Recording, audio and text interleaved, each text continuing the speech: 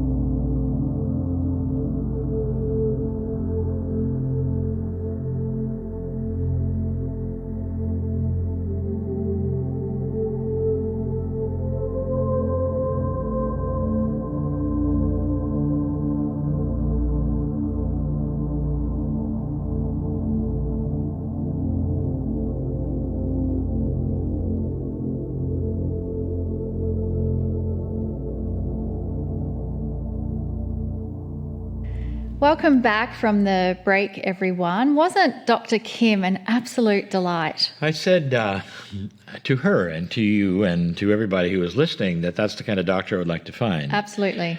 Because I really truly understand that there are wonderful doctors out there and there's a place for medicine and all that, but to have a conscious physician who understands that the body is responsible for what we have in the disease as well as the other things that they've learned is gold, and it really is. And so I searched a long time to find a doctor like that. I did, and I had it for years here in my hometown. But this just was wonderful.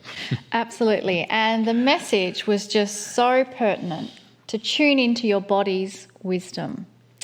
And that's what we're going to do in this next section, where we're going to move into the Circle of 12 meditation. And so as we prepare to enter that Circle of 12, I invite you to get into a position where your body can completely relax. And we're going to release all expectations. For some of you, it's a year since doing the first Circle of 12 meditation. For others, this may be the very first time. And regardless of how many times you have done this experience before, each time is unique and different for you. And so you release all expectations. Just allow the experience to be what it is that you need in this moment. And the way you can deepen your experience is to close those beautiful eyes. Release all the tension from your body. And welcome, be open, be excited by the new awareness that is going to come for you in this next few moments.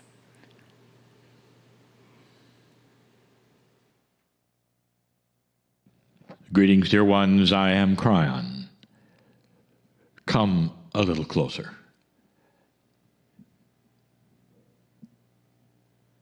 Almost a year ago, I started saying those things to you. Come closer. And for weeks, we have been saying these things to you. If you could summarize the message of the Circle of 12, it would sound a little like this. There are grander realities of truth around every single human being. And those grander realities of truth hide. They hide waiting for something. Very difficult to explain such an esoteric concept. The aha moment that some of you have had or will have or have had in the past regarding truth hides almost completely until your willingness to accept it blossoms. You've described that which is a veil which often separates you from spirit. That's not exactly so. That veil you talk about separates you from you. Grander truths and evolved thinking are not placed upon you. They are there in the room with you, waiting for you to examine and to think about it and to say, what if? You just heard a medical doctor, a physician, one who spent time, a lot of time, in the emergency rooms. And what she had to say to you that was the most profound thing was this, is that Nothing healed and nothing happened until the human being, even herself, had a relaxing moment where they did not fight the issues around them or the truths that they were told were there. And instead, they opened up just a little window where they could say, what if this is all different than I thought? The what if, dear ones, opens you to another layer. The aha moment of truth. But the what if also is very, very difficult for many. If you've learned that something is something and the way it is absolute and you cannot change it, and here it is every single day of your life, unchanged, unchanged, unchanged, and somebody comes along and says, you know you can change it. What's your first reaction? No, you can't. Somebody has told you incorrectly. That's your first reaction. Because the absolutes of your life, often ingrained, embedded, sewn in to the fabric of who you are, very, very difficult for a human to say, what if everything I was told had a grander truth to it, or perhaps was only the beginning of something bigger? That perhaps there are no absolutes except one. I am eternal and am loved by the Creator. The what-if experience, that moment, aha, is the invitation for you, even right now. Whatever you've been told, whatever is before you that would block you from whatever you've come here for. It doesn't matter whether it's a healing of the body, physical, or whether it's the stress that you might be under. It all seems to manifest itself in ill health. And you're right, it does.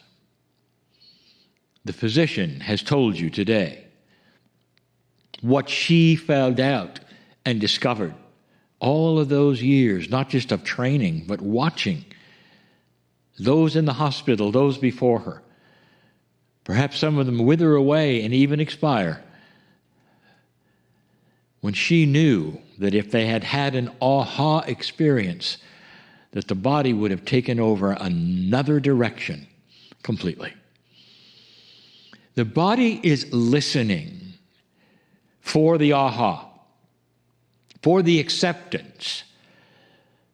Because so often that barrier that you have that keeps the disease bottled into that which is you, that barrier, like a cork that keeps everything working to your disadvantage, so often that can fly out of that bottle with just a little thought. What if it isn't correct? What if these truths that I was told about a disease I have or a situation I'm in or any of those things, what if they were variable and not absolute? What if you could fix it? So often that body of yours is listening for that.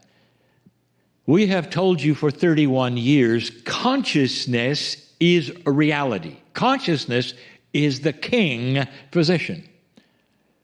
It is the self-physician for you. That so much of what you have that you call disease sits there and was generated and continues for two reasons. Number one, somehow, some way you have allowed it because of what you've been taught. And the second reason is you wouldn't let it go. This is the teaching of Kryon, always has been. That your consciousness is so much more powerful than any pill you could ever take. But it is waiting for you to say that.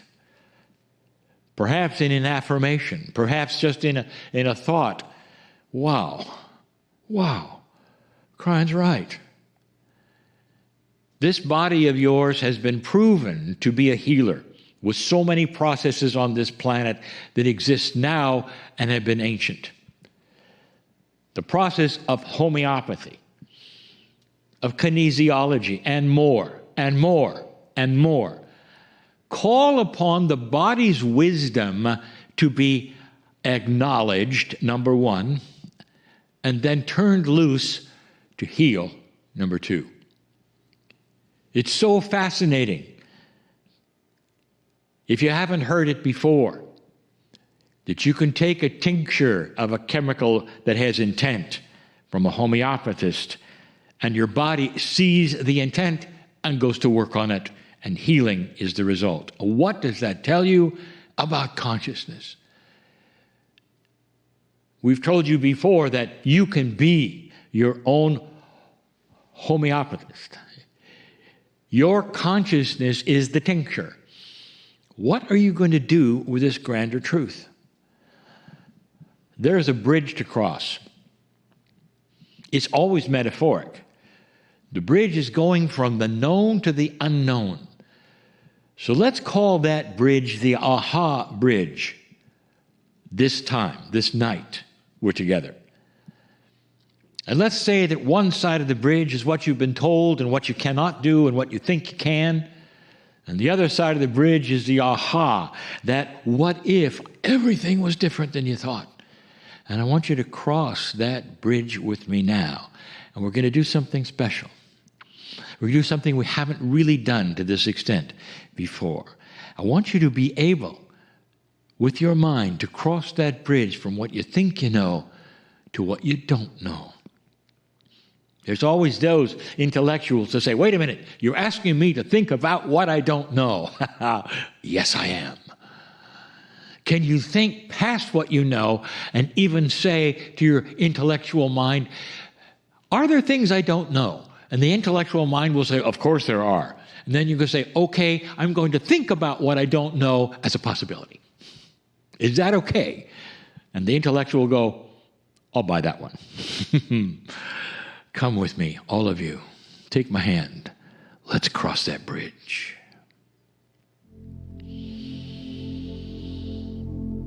When you go into the place where there are things you don't know, how do you feel about that? There are some who will say, well, I'm not comfortable with not knowing things that might be around me. And here is the practice of the visualization of peace. Are you afraid? If Spirit is with you, if the angels are walking next to you, if they're holding your hands, angels holding your hands, eternal beings holding your hands, are you then afraid? And you would say, well, if that's the case, I'm okay. Well, that's the case. Because when you're in this place that is not known by you at this moment, that's what's going on. We always take you in this exercise called the Circle of 12. We always take you to a theater. That in itself is a metaphor. In a theater, many things happen, but you think of perhaps a performance. You are the thespian in this theater, and you often interact, but all eyes are on you. And many times those eyes in the past have been yourselves, if you recall. That particular Healing Wednesday when you talked to yourselves and they were all listening, like a theater audience would listen to poetry, music, something beautiful, something that you have to say on stage. And that one had you talking to the cells and saying, aha, I'm talking to my cells for the first time, and they're listening for the first time because my cells know a truth. And the truth is this, that my cells know that nothing I've been told is actually true. That I can heal with consciousness, even though I've been told it's foolishness. We're going to do something different this night, something requested this night. It's an attribute of multidimensionality that I wish to speak to as you go through perhaps a portal, we call it a doorway, if you wish, into the theater. Notice, there's always a doorway. That in itself is also a metaphor for you. It's a linear concept of taking and going from one place to another or into a structure. It changes where you are. It's simple. You might not think of that. What if the theater floated in the sky? You'd be less apt to want to go. But if you go through a doorway, you're going inside. And inside is the theater. Do you understand why we do what we do? Let's go there. Let's go there because something's going to happen. You are about to participate in something where the offshoot of it, that is to say, the byproduct of it, the side effect, will be your healing. Go into that theater with me right now. This theater is always the same. It's been chosen to be in a circle because in a circle there is no beginning and there is no end. Wherever you enter the theater, this circle theater is the entrance. It's the entrance for you. It's the beginning of your experience, even though it's a circle. This particular circle, this theater in the round, always has an elevated stage. You have to go down into the audience or where the audience sits in order to go onto the stage. There is a metaphor there, dear ones. If you haven't figured it out, everything means something else. That is to say, you never come from backstage. You're always then part of those you're going to meet. And you actually walk through them or where they're going to be before you get on stage. A metaphor. These are the lessons of spirit. This time you go down, you climb the stairs, you go on stage. There is a chair. The chair, a metaphor. Relax. You sit. That's all it means. If you have to stand there, there is an idea that you've got to stand and deliver something. That creates anxiety, often fear, uncomfortable, but you're going to sit down. That's a metaphor. Relax. Relax into your heart. Sit there for a moment as the lights start to come up and you see who's in the audience. And you recognize none of them. I'll tell you who's there. Everyone who's watching this show. Now and in the future. May I give a number for you? Think 10,000 and beyond. 10,000 and beyond.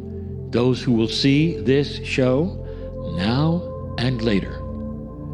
10,000. What can 10,000 old souls do together in coherence? That is the question that has been asked. Dear Kryon, when you have this many people together and the souls are united in one aspect of direction and intent, why not use it to send peace to the planet or healing to the planet or healing to one another? Good question. The answer has always been this. It happens automatically simply because you are here with the intent to be here. That sounds like a circle of logic, but that is how a multidimensional energy works. You don't have to have a specific, independent, focused intent for the planet. Just gathering together as souls in this fashion is light for the planet. But this time, let's focus it. Let's focus it right now. Right now, all of you together. You on stage, the yous who are also on stage in your stages, the ones who are around you, the ones who are coming through this portal in this way in this program.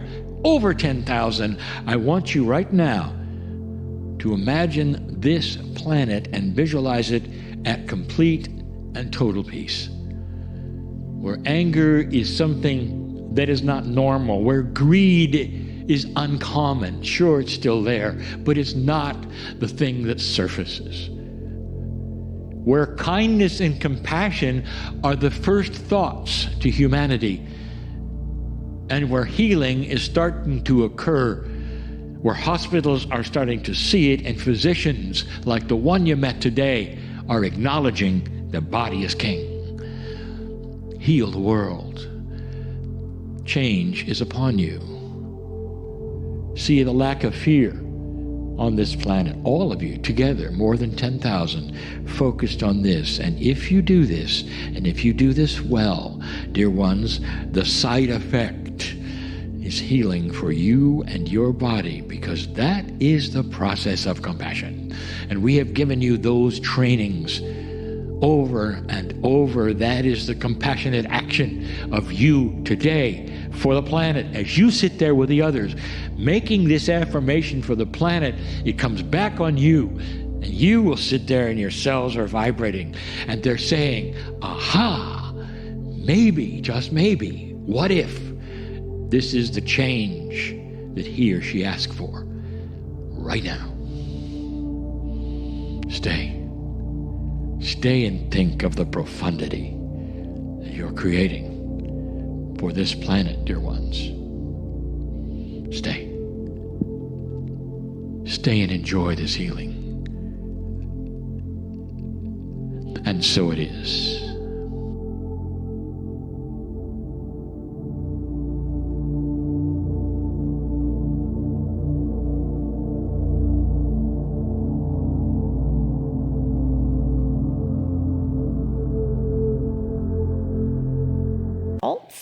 And I would love to hear your comments on this. And this is what I love. I love you, Audrey, because you follow that question up by saying, however, no matter what, I continue to listen to the Circle of 12. I just love Kryon, Lee, Monica, and all the members. Oh my gosh, Audrey, we just love you for your energy and your delightfulness, and nearly 80 years old and doing all of this. How amazing you are. What an inspiration. Audrey has been saying it seemed like nothing has changed. Mm-hmm. I want to talk especially to seniors and those who are in their 80s or beyond. Mm-hmm. And I'm going to give you a statement that Kryon has given. You don't know what hasn't happened. I want you to think about this. So you may have aches and pains, and you still have aches and pains, and you get up and you're in the Circle of 12 and you still have aches and pains. You don't know what hasn't happened. Maybe you've received a healing that's going to extend your life with aches and pains of age. It's possible. Don't send me letters, folks. I mean, you say, well, you ought to be able to cure everything. When you're 88 and you're in these situations, you don't know what hasn't happened.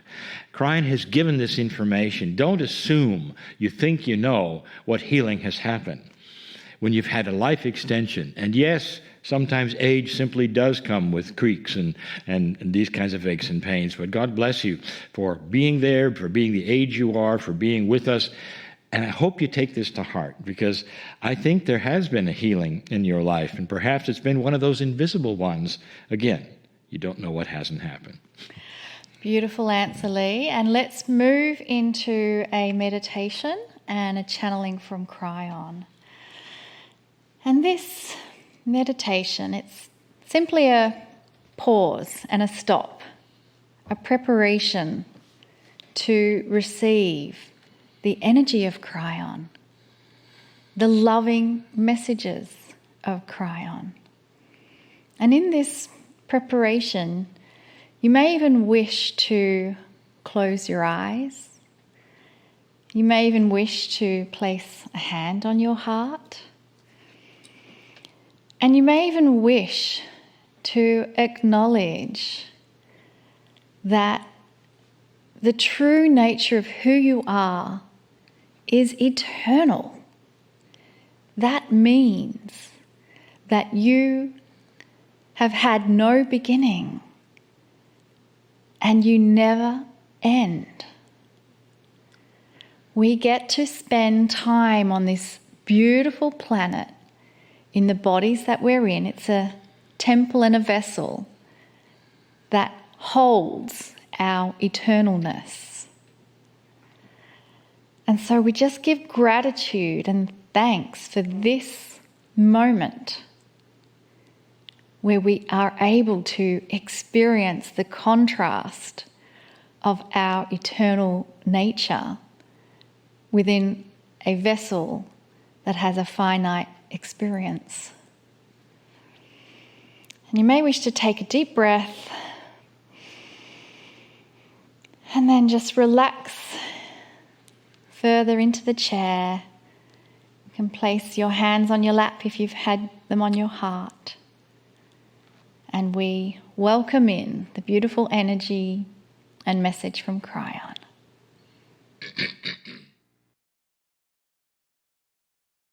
Greetings, dear ones. I am Kryon of Magnetic Service. This month has a theme. We have been giving every single month a theme of 4 messages. And this is no different. The first week of the month, we told you what the theme would be, and we continue it even today. Dear ones, changes are afoot. And what this truly means is change is that which is, I would say, I would indicate more than not what you're going to experience in this new energy. That is perhaps the biggest element that you could say, well, what was then and what was now, what has happened before, what has happened after COVID, it's change. And there are 4 profound changes that I wish to talk about. I talked about one already, and today is going to be another. There are all manner of things that you could say the new energy is bringing you. You could say, well, I think the biggest thing is the new light. I think the other thing is the way that institutions are changing, or this or that, or what COVID has done or does not. But I'm telling you, the biggest thing, change. Changes that you did not expect. Now that's the big one. And so we're going to posture this with a little bit of research, a little science, actually. Have you ever noticed something? That history tends to repeat itself. If you go back, if you're a historian, you can see this. It is so profound that it just seems like there is a dysfunction in humanity. It seems like generation after generation, the same mistakes keep being made. You'll get through one war, you'll take a break, and you'll get right back into it, perhaps for the same countries, for the same reasons, perhaps even in the same location. This has been the way history has happened. And it doesn't matter whether it's ancient history or it is absolutely current. Doesn't it seem to you like when you look at history that the elements that would create argument, the elements that would create hatred or fear, seem to pop up over and over. Generation after generation, it's almost like one generation accomplished something and they said, this is done, I'm glad it's over, and the next generation then rekindles it. And here it comes again. This is so profoundly true as you look at it that you would ask, is there any science behind it? It's the scientist Greg Braden who put this together and started looking at it and asking, is there a cycle and perhaps a reason for this? Indeed, the research shows that there is a cycle. The research shows that there's even a definition of how long that cycle actually could be. You didn't expect science around history repeating itself, did you? But it does. So let me put it in a way that's a bit different than the scientist Greg put it, and make it simplified. Pretend for a moment there's levels of awareness and energy on this planet. And for eons, you have been at a level and an energy that had a definition because of the vibration it was at. Let's say the vibration is X, a number X. And X gives you cycles. And those cycles have numbers and years. And as long as you're in the energy of X, those things continue to repeat and repeat and repeat and repeat. And we have told you so many times that you have been stuck in an old energy. As long as you can remember, as long as you can look at your history books, it just seemed that energy, that low energy was there. Suddenly, we've told you a new energy is here, is coming, is being developed, is evolving. Let's call it X plus 1. It's a new energy. It's not necessarily Y yet, but it's X plus 1. It means it's starting to evolve. Question for you, if you've been listening. If you're in X plus 1, will the same cycles then repeat? Or would it be a new energy enough so that you're on like another track? I want you to see and envision something. You're on a train and it's on a track that it's always been on. It goes in a circle. That circle is your history, and it tends to repeat itself over and over and over for hundreds of years. You go to a situation, suddenly you see another track available that is an off-siding, an offshoot. It's a switchable place where you could go to another circle.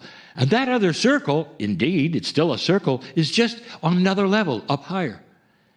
The switch is thrown, the train goes then up a little hill, and now it's on another circle. That's X plus 1. But in that new circle, there's no history.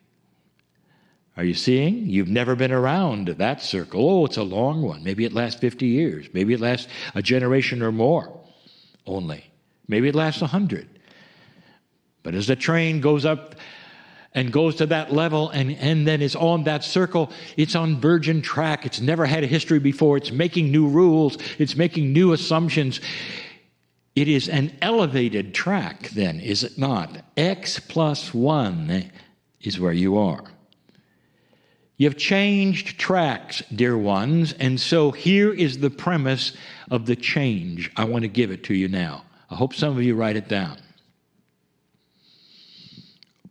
Do not expect what's happened in the past to be the model of what's going to happen in the future. History will not necessarily repeat itself because you're in X plus 1. You're in that elevated track where there is no history to repeat. It's like you're riding the first time around the track right now. This is what the scientist Greg Braden presented and showed you very profoundly in his work. And he would be the first one to agree that if you change tracks, there's no history to repeat. And that is the essence also of his work and his book and the solutions that he came with as well. Change tracks. What does this mean for you personally? Let's talk about some of these things. It's not just history that you've changed. It's the way you act. What do you expect next? If you've been around many people and they're talking about, for instance, coming out of COVID, or what's next for the planet now that things have changed this way, what kind of things do you hear? Well, there are those who say, well, we're supposed to be in the new normal. But I'm not seeing it. You know, don't you, that the government will never change? It's the government, you know. People are not going to change. You know, they're people. We've got race problems. That's not going to change. It never has. It's just going to settle down. Nothing's going to be accomplished. Over here, the crime over here, it's just going to return. You've heard that over and over, dear ones, because that's how humans think. They get together and they discuss what's wrong with the planet, and they've decided everything is wrong with the planet. And if anyone has hope, they'll tell them it's only hope for a moment. And it's a return to the old track it used to be on. You know I'm right.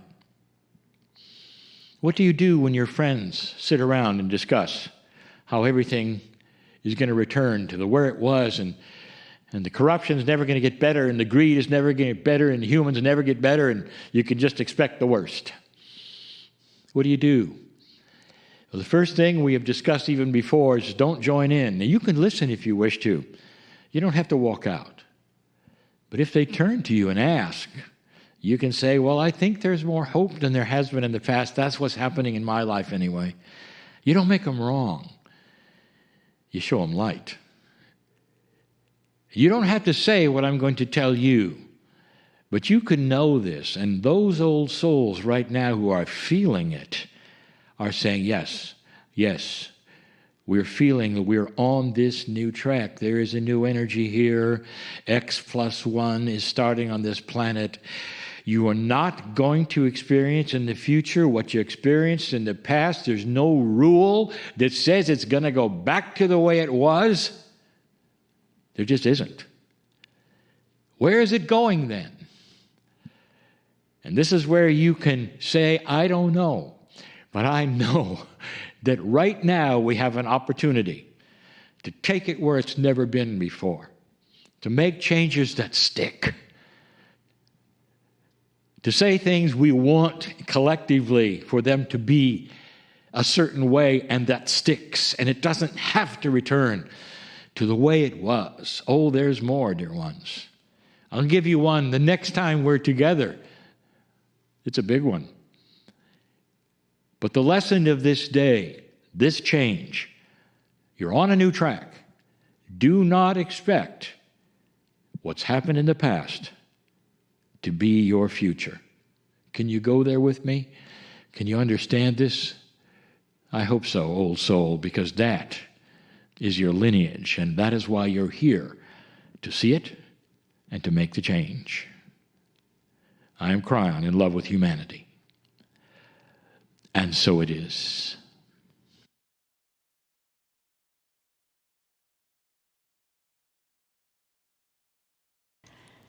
And let the energy of that beautiful message really sink into the cells of your body, that the past doesn't dictate the future.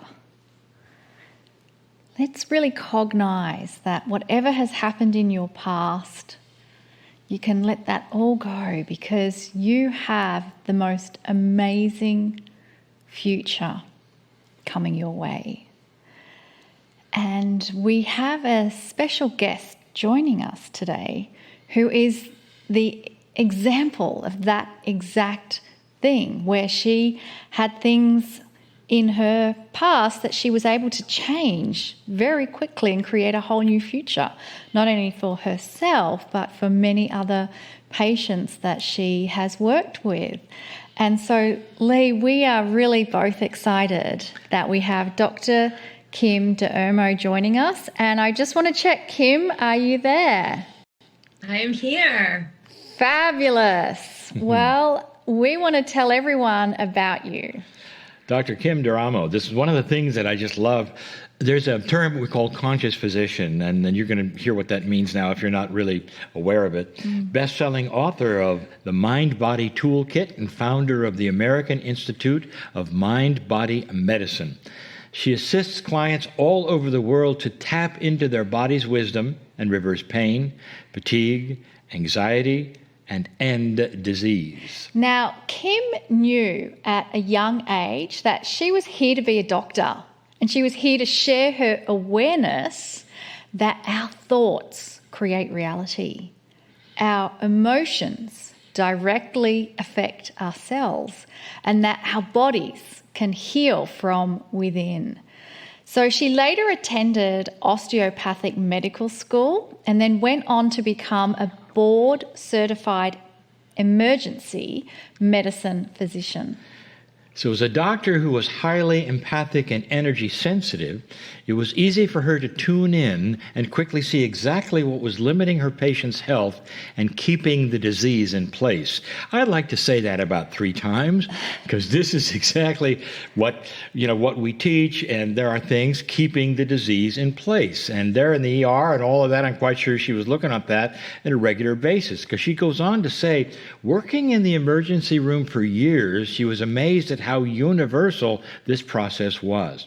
As a mind-body medicine physician, she has now created a career centered around the body's wisdom, not centered around the disease. Oh, I absolutely love that. Now, Dr. Kim has assisted thousands of patients using mind-body medicine to resolve issues such as chronic fatigue, autoimmune illness, chronic pain, fibromyalgia, anxiety, cancer, food intolerance, migraine headaches, and so much more.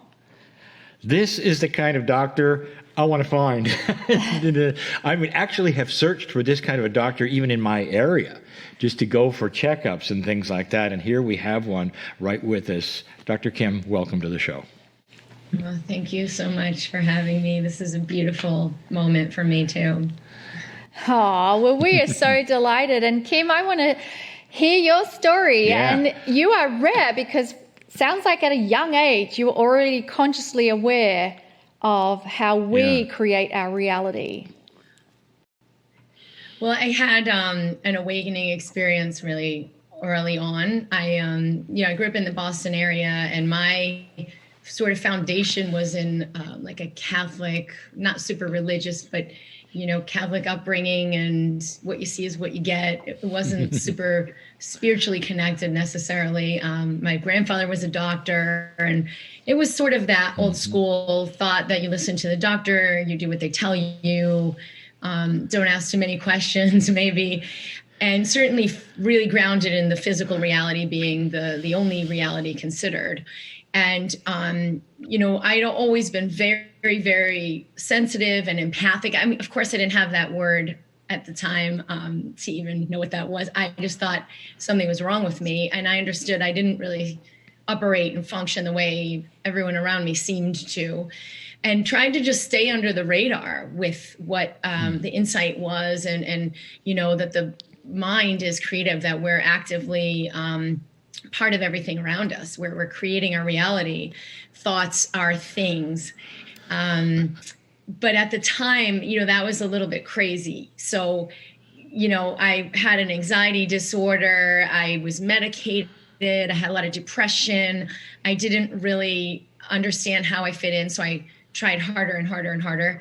And it was really clear when I, at about age 16, smoked marijuana with my boyfriend and had the roof came off the top kind of thing. Like all of, the veil was taken away, so to speak. I could actively feel my life getting created in front of me as a reflection of my thoughts, as a reflection of my intention. And I had no practice with this at all. So it was really, really chaotic, that the buffer was sort of released, and now it was like instant manifestation. And I would just say it was a really destabilizing experience. And it did look really crazy to everyone around me, So, of course, they brought me to the emergency room. This woman's talking out of her head. My boyfriend, interestingly, really got it, because he was a really spiritual guy and understood I was connecting with something deeper. But in the midst of all of this, it was really hard for me to put together what happened. And it took years to really integrate the wisdom and the clarity that came in, because once you have that experience of like the veil being released, you can't ever really go back inside the box. You can't ever really see the world as flat, so to speak, or that the physical is all there is and we're separate and disconnected. And so that wasn't going to work for me. But I also knew I didn't have anybody in my world that I knew of that I could speak to about it. So I just tried really hard to comply, if you could call it that, and just fly under the radar until I could get to be a responsible adult and find someone who was also of that awareness, who could really speak my language and really understand what I knew and what I saw and the insight I had. So with that insight came the awareness of what's currently happening in our world and in our medical system specifically, with so many people not understanding that we're connected with our body, that our body is directly responding to our mind and to our beliefs and to our even just the fear, everything that's coming up.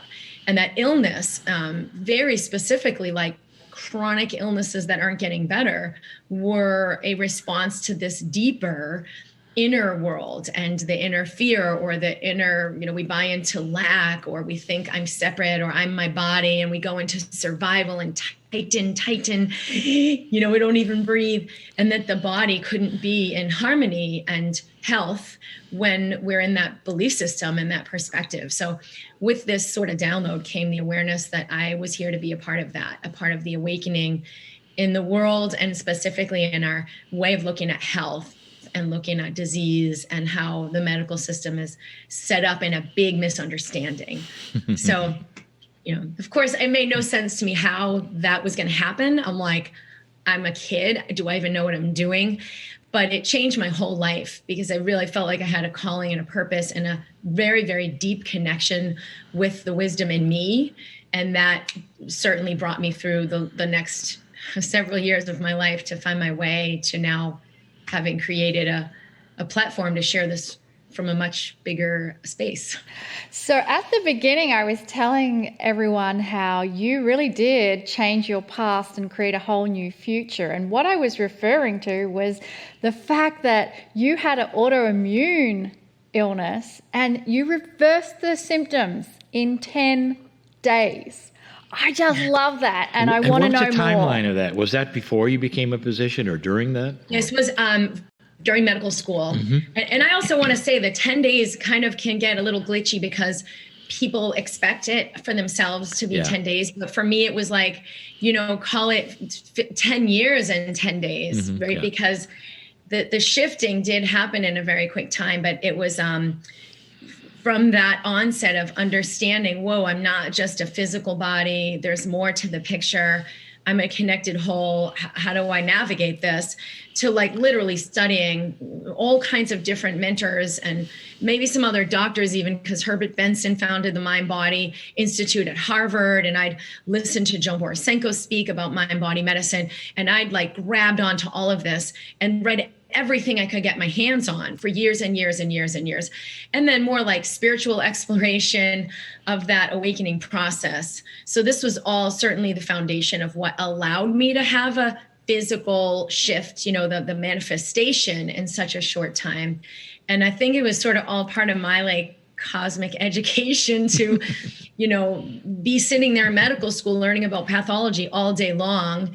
And you're constantly telling your body, here's everything that can go wrong. Here's how it happens. And then my body would manifest that. I had a heart murmur and heart palpitations, and they found something on the ultrasound going on with my heart.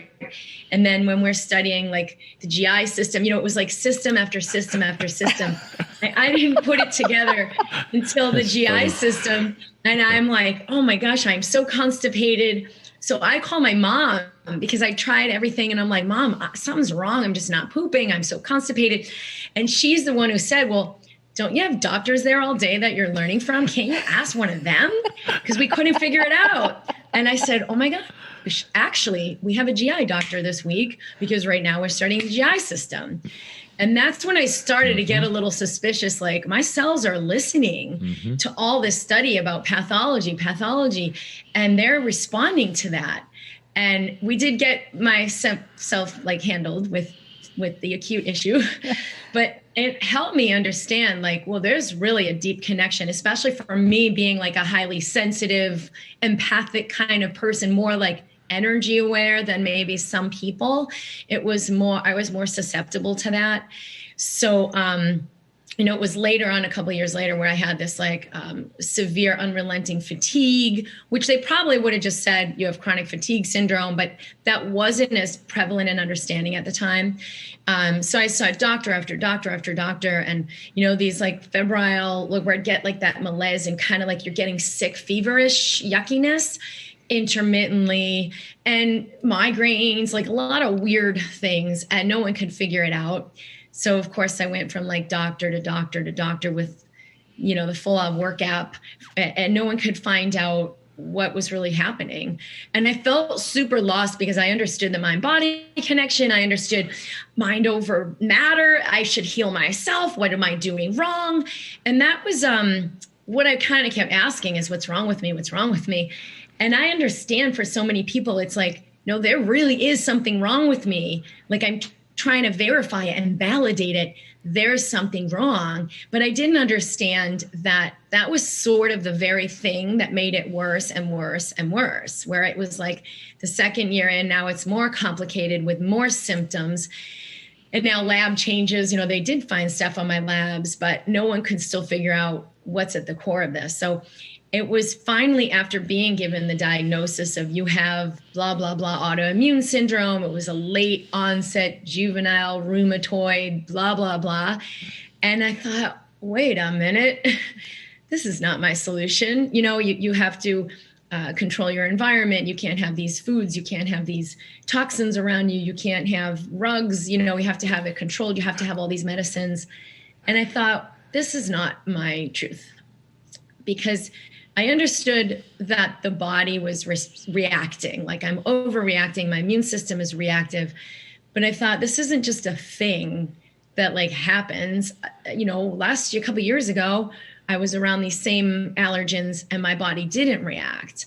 So that's when I started to finally get a little insight, like, why is my body so reactive?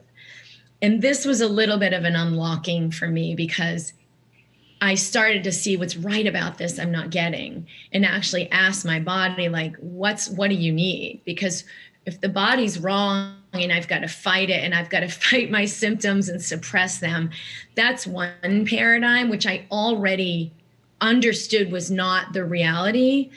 But then how do I unlock the key for this understanding that my body does heal itself?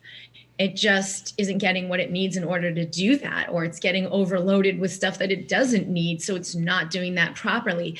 And I think after that diagnosis was given is when I stopped asking that question and looking to that model, and finally asked, what's right about this I'm not getting, and looking to my wisdom.